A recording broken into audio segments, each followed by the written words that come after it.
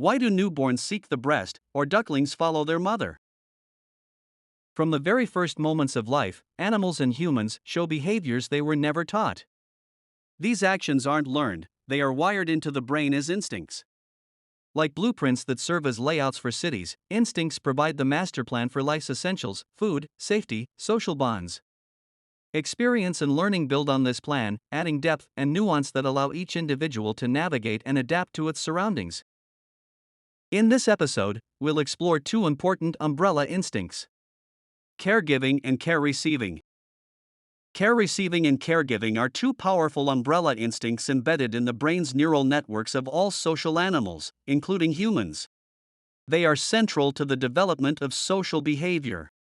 While every animal possesses both instincts, care receiving emerges first, and caregiving develops later.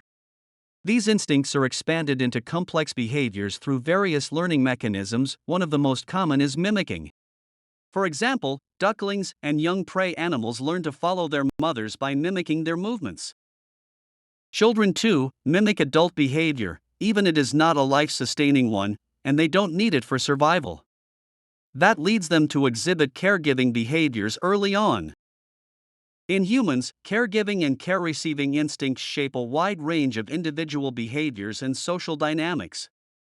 At their core, these processes involve learning cues in one context that are later applied across diverse behaviors. Unlike other animals, humans employ language to introduce complex man-made cues that drive behaviors rooted in innate instincts. For instance, traffic signs serve as such man-made cues that regulate movement, leveraging neural programs originally designed for instinctive actions. Man-made cues can also evoke powerful emotions. For example, money. Both as a tangible object and as an abstract concept, money triggers strong emotional responses that drive a broad range of individual and collective behaviors. Even more remarkably, people can generate behavioral and emotional cues using language alone. Words and phrases, spoken, written, or even implied, can evoke strong emotional responses or prompt specific actions. First as care receivers and later as caregivers, children learn to interpret the emotions and attitudes of others through both physical cues, such as facial expressions and body language, and verbal cues, including tone of voice and language. Later, learned cues drive many behaviors that are different from the ones in which they were learned. Interactions between caregivers and care receivers often involve guidance, fostering learning and skill development. For example, when a parent helps a child get dressed, the child learns to coordinate actions, follow sequences, and eventually perform the task independently. These interactions also convey contextual knowledge, teaching children when and why specific actions are necessary.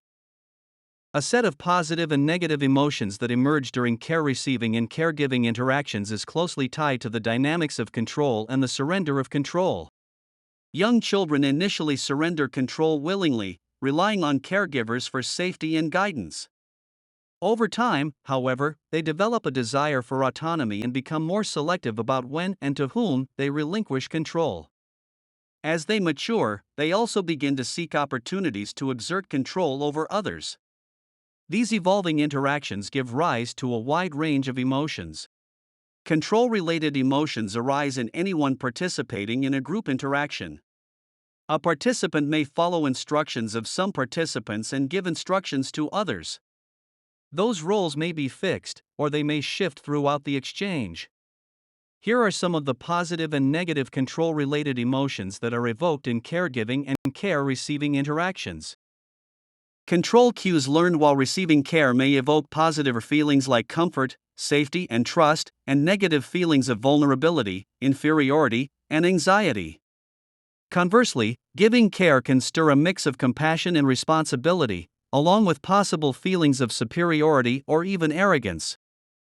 During childhood, children learn how to identify those cues and how to handle their control emotion.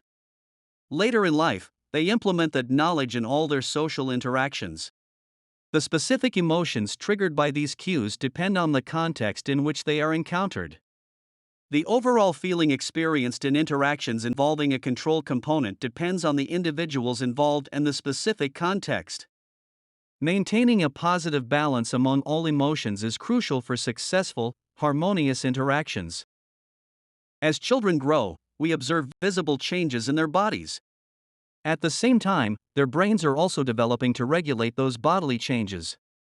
This tandem development becomes evident through changes in behavior. New behavioral traits, composed of cues and their corresponding physical and emotional responses, are recorded in the brain structures that are mature at the time. Some older cues become associated with new responses, but they do not lose their earlier associations. Instead, both old and new connections remain embedded in the brain's neural networks. Earlier in life, sensory and motor cortical areas, along with subcortical structures such as the thalamus, amygdala, and hypothalamus, play a primary role in both the learning and execution of innate and early learned behaviors. As development progresses, frontal cortical regions, including the prefrontal cortex, anterior cingulate cortex, and orbitofrontal cortex, which mature later, begin to contribute more actively to the learning, regulation, and refinement of newer and more complex behaviors. For example, a familiar soft blanket that in infancy was associated with comfort, security, and warmth may later become linked primarily with warmth, while the feeling of security becomes a sentimental, more distant association. Yet, even in adulthood, lying in bed under a blanket can evoke that same deep sense of comfort and safety. The original sensation reactivates the original emotional response, now within a new context. As the brain continues to develop, more behavioral traits are recorded, each encoded in the brain structures that are mature at that stage. Importantly, even if early life situations, such as being held or swaddled as a baby, no longer occur, the cues learned during those moments can still evoke similar emotional responses later in life, across different situations and behaviors. The brain does not discard these early associations, instead, it builds upon them. As a result, a familiar touch, texture, or tone of voice may continue to trigger feelings of comfort, safety, or trust well into adulthood. Cuddling, for instance, may not only recreate those sensations but also assign emotional meaning to the interaction. The one being hugged may feel that the hugger is the source of safety and comfort, while the hugger may experience a sense of responsibility and protection, echoing the role of a caregiver. Instincts are built into the brain's neural networks and help coordinate the activity of other brain systems, which are also made up of neural networks. Animals are born with a set of instincts that allow them to manage the body's basic needs for survival and reproduction. These instincts bring together information from the senses, movement, and memory to guide behavior. The brain also includes mechanisms that help instincts grow and become more flexible, so they can guide both individual and social behavior. In this presentation, we looked at a few examples to show how basic instincts shape more complex behaviors.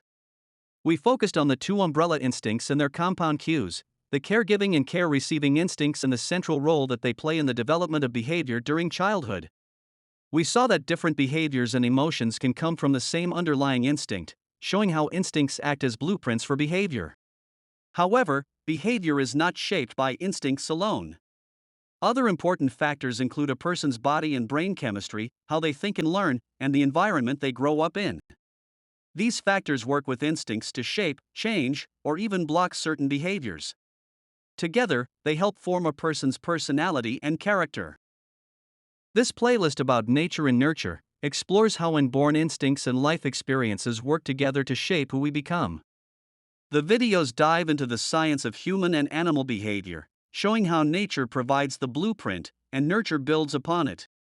Click to watch the next video in this playlist, The Development of the Sex Instinct During Childhood. It explores how early life shapes adult behaviors, yours and of people around you.